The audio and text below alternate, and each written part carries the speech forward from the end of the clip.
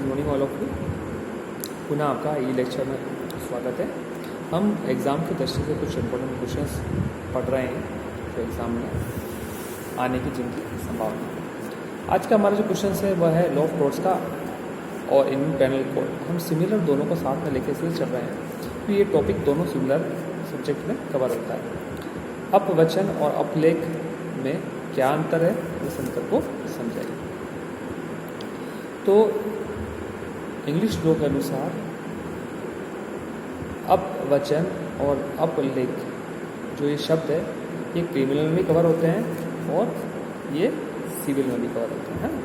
तो दोनों जगह ये सब्जेक्ट आपस में कवर होते हैं। अब हमें समझना है क्रिमिनल में ये जो शब्द हैं, ये जो टर्म है, ये किस में कवर होते हैं। क्रिमिनल में ये जो टर्म है ये होते हैं मानहानि में कवर होते हैं, डेफामेशन में कवर होते हैं। 499 इंडियन पेनल कोड में इसके डेफिनेशंस दे रखी है, 500 में पनिशमेंट की व्यवस्था कर। जबकि लॉ ऑफ टॉर्ट्स में अपवचन अपलेख एक अलग से टर्म दे रखा है जिसके बारे में आज हम चर्चा करेंगे। इसका बेसिक नॉलेज मैं इससे पहले वाले क्वेश्चंस में दे चुका हूँ। आप दोनों के जो डिफरेंसेस हैं वो हम यहाँ पर पढ़ेंगे। अपमान लेख लिखित रूप से मानहानि होता है। जैसे कि हम सोचते हैं समझते हैं कि अपमान लेख क्या होता है, अपलेख क्या होता है, यानी बुरे लेख किसी के बारे में लिखना, रिटर्न करना। आप अखबार के द्वारा, आप रिटर्न में कोई पेपर के द्वारा, आप रिटर्न में कोई कागज़ के द्वारा ऐसा लेख लिखते हो जो सभी व्यक्तियों के नॉलेज में आ जाए। देखो, इनमें एक चीज़ समझना बहुत ज़रूरी है कि जब तक कोई अपलेख बंद लिफाफे में है, बंद लेटर में है, तब तक वो अपलेख की श्रेणी में नहीं आया। क्योंकि जब तक वो जनता के सामने प्रदर्शित नहीं हो जाए, जब तक जनता उस लेख को पढ़ नहीं ले, जब तक जनता उस लेख को पढ़कर उस व्यक्ति पर लांछन नहीं लगाते, तब तक वो अपलेख के अंतर्गत नहीं आता। तो ये थोड़ा हमें ध्यान में रखना है। जब तक वो बंद है तब तक श्रेणी में नहीं आएगा। जैसे ओपन हुआ, जनता की नज़रों में आया, जनता के नॉलेज में आया, उसको हम अपलेख कहते हैं। जैसे न्यूज़पेपर में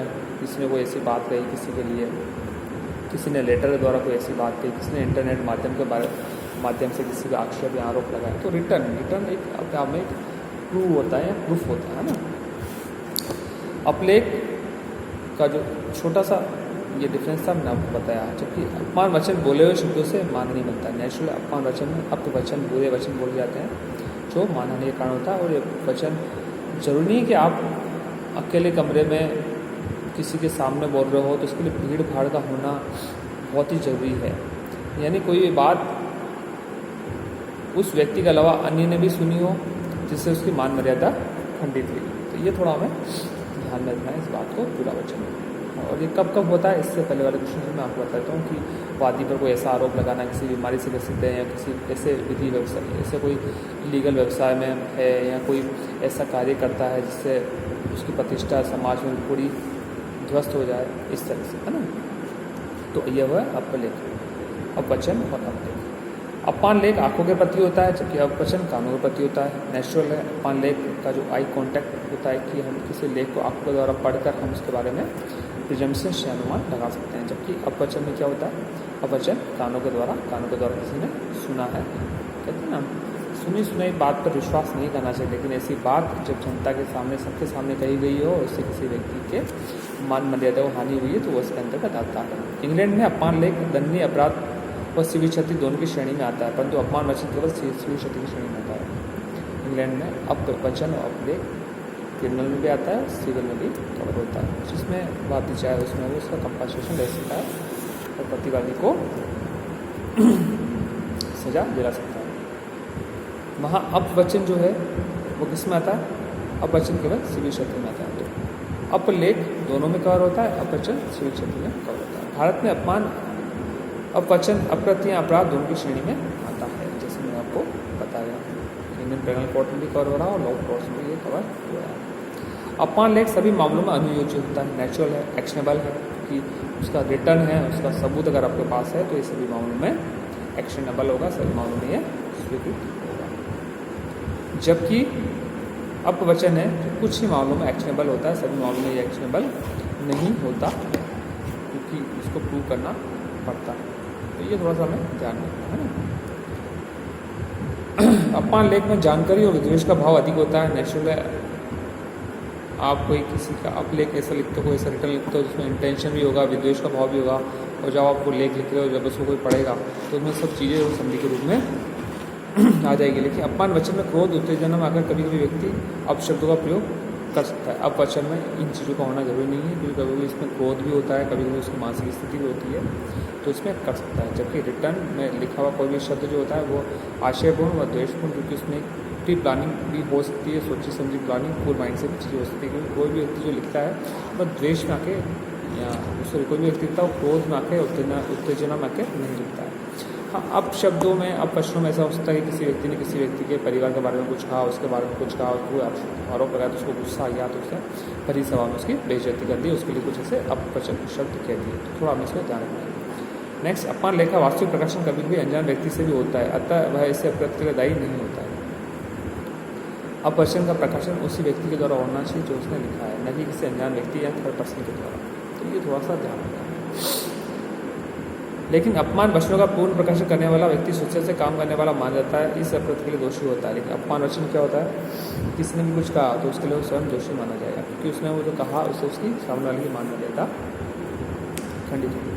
अब जब हम न्यूज़पेपर में देखते हैं कि बहुत सारे न्यूज़पेपर में कुछ जोक्स आते हैं या कुछ व्यंग आते हैं, उस तस्वीरों को व्यंग बना के हमारे सामने प्रस्तुत करते हैं। कभी मोदी जी की फ़ोटो ऐसे लगा दी, कभी अमित शाह जी की लगा दी, कभी राहुल गांधी की लगा दी। इस तरह से जो व्यंग है ये व्यंगोक्ति में आता है, क्योंकि उसमें उनका इंटेंशन उनकी बुराई करना या उनके लिए कोई ऐसी कोई लैंग्वेज यूज़ करना इंटेंशनली या विद्वेषवश नहीं होता है। तो जो व्यंगोक्ति होती है, जो जिसको हम कहते हैं वक्रोक्ति, उसको हम इस श्रेणी में नहीं लेते हैं, वो एक अलग पार्ट है ना। तो उसका उद्देश्य है केवल जनता को उस चीज़ के बारे में बताना। तो ये डिफरेंसेस थे अपवचन और अपलेख में जो मैंने आपके सामने प्रस्तुत किया। तो एक का कॉन्टैक्ट है आई से, एक का कॉन्टैक्ट है ईयर से, कान से, है ना। तो ये थोड़ा सा हमें ध्यान रखना है कि दोनों के बीच में डिफरेंसेस क्या क्या है और डिफरेंसेस किस तरह से दोनों के बीच में अपन लिख सकते हैं। फिर आपको ये भी बताना है कि एक सिविल का पार्ट है अपवचन और एक क्रिमिनल सिविल, दोनों का पार्ट है अपलेख। थोड़ा थोड़ा हमें डिफरेंसेस लिखना है और कोशिश करो हम ज़्यादा से ज़्यादा इसमें डिफरेंसेस लिख सके। अपने क्लास में आप एग्जाम्पल्स दे सकते हो बहुत सारे, दोनों के बीच में कुछ रेफर्ड केसेस हैं, वो रेफर्ड केसेस लिख सकते हैं, है ना। तो इस एक क्वेश्चन को कंप्लीट किया जाएगा।